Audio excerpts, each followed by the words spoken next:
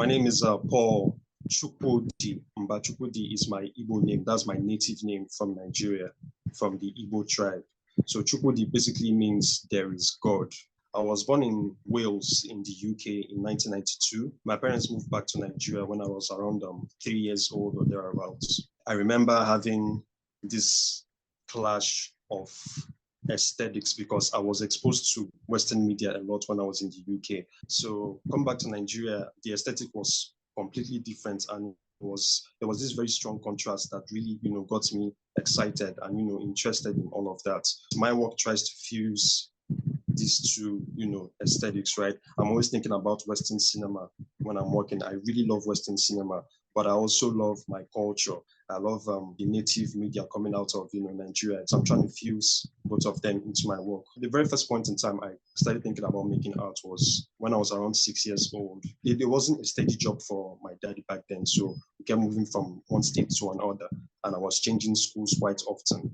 So it was a little bit difficult for me to make friends because of that. And so I had a void in me, a social void, if you, and to fill that void, I started drawing. I started copying cartoon characters. I started copying movie covers, video game covers, and all of that, taking it a little bit more seriously when I got into the university in Enugu, Nigeria here. That's the whole background behind me getting into art. A lot of my work is actually trauma inspired. Why they are trauma inspired is because the Igbos in Nigeria, we actually fought the Biafra War just before 1970. It was basically the Nigerian Civil War. And so I feel like the Igbos are still a little bit disgruntled. We're still in the process of recovery and convalescence from the effects of that war. We still haven't gotten it right as regards to us being pacified and all of that, and national unity. So a lot of my work is actually inspired by trauma, recovery, cause and effects. How are we actually reacting to things that affect us in Nigeria here? I wanted to make something that felt very primal. I wanted something to convey very primal emotions of I'm actually going through something. My mental health is being questioned. My psycho-emotional well-being is actually being questioned. I had this idea of, okay, I'm going to actually use shredded photographs, because with shredded photographs, I can actually envisage someone being scarred, someone being damaged, someone's psycho-emotional well-being actually being, shattered. The very first picture at the top left is someone actually going through something. There is a problem. Problem always comes first, and then following it is reaction to the problem. She's actually yelling out, and that's actually the most, you see the ribs in the picture almost coming together. There is serious damage going on there, and there is this outburst of emotion. But with time, we heal. With time, we recover. With time, we find peace. And so coming down the line, we see she's a little bit relaxed. She's a little bit calm with the facial expression and the palms as well. Almost this Renaissance Mona Lisa type of pose with the hands, just relaxed and calm. So we do heal in as much as we go through stuff, right? We do heal with time. I actually got the inspiration for this while I was in a hospital taking care of a loved one. I started thinking about the Nigerian healthcare system. I started thinking about Nigerians' healthcare history. And so I did some research and found out that during the Civil War, a whole lot of soldiers were actually treated in Enugu, where I stay. The nurses and the volunteers there basically worked with very little resources, anything they could lay their hands on to get the soldiers back on their feet. Very little government assistance and all of that. They basically had nothing.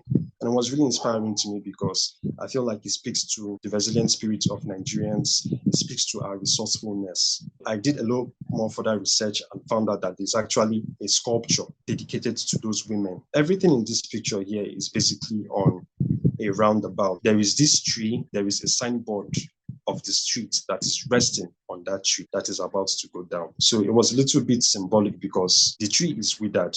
The tree basically has no life in it, but there is something resting on it, preventing it from falling down and crashing to the ground. So it was basically speaking to the story of the nurses.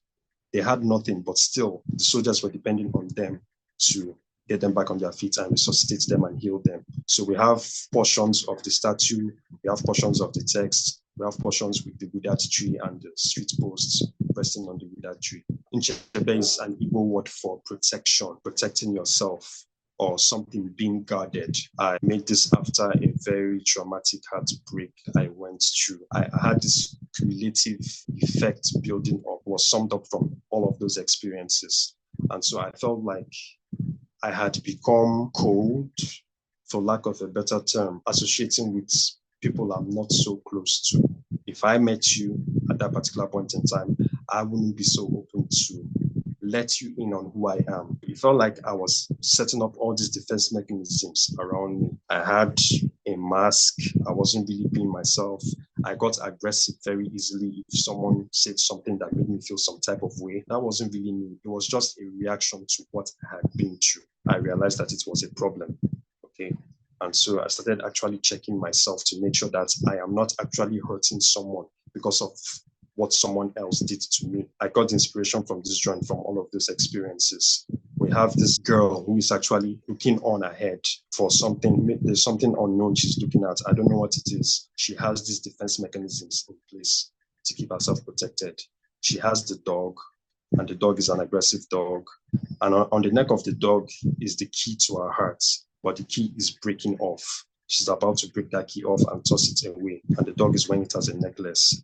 And we have the cat, and the cat is wearing a mask. That mask is actually a mask that is worn by masquerades. Masquerades are like mascots. They come out on several different cultural and festive occasions to dance, and the mask to make the viewers feel that there's something bigger. It's not just an entertainer, there's a force behind this performance, and it's to make you feel afraid, and it's to make you respect the masquerade. I feel like I was actually wearing a mask when I was dealing with people at that time. It's basically a drawing that about questioning yourself about how protective you are of yourself. Is that a good thing? Is that a bad thing? When do you protect yourself? When do you let go and associate with people? The biggest goal to me as an artist has always been to inspire other artists. I want people to look at my work and see that they can actually do something more than what life has dealt them. They should be free to dream. They should be free to be imaginative, free to explore. For my own creative process, or for my own creative journey, I feel like every single step I've made has had a ripple effect on others. And that's the most important thing to me. I've seen a whole lot of young artists come up to me and, ask me for tips and clues on how to. Hyperrealism is a big thing in Nigeria. I don't know if you know, but hyperrealism is crazy in Nigeria. I am nowhere near where I want to be as an artist, right? I am nowhere near where I see myself, where I think I should be in my career. But definitely, if I stop drawing today, if I stop painting today, I'm going to be happy that I actually inspired someone to pick up a pencil and start drawing. That's the biggest thing to me. I'll keep making art, irrespective of it, whether it comes or not. I'll keep making the paint. All right, nice.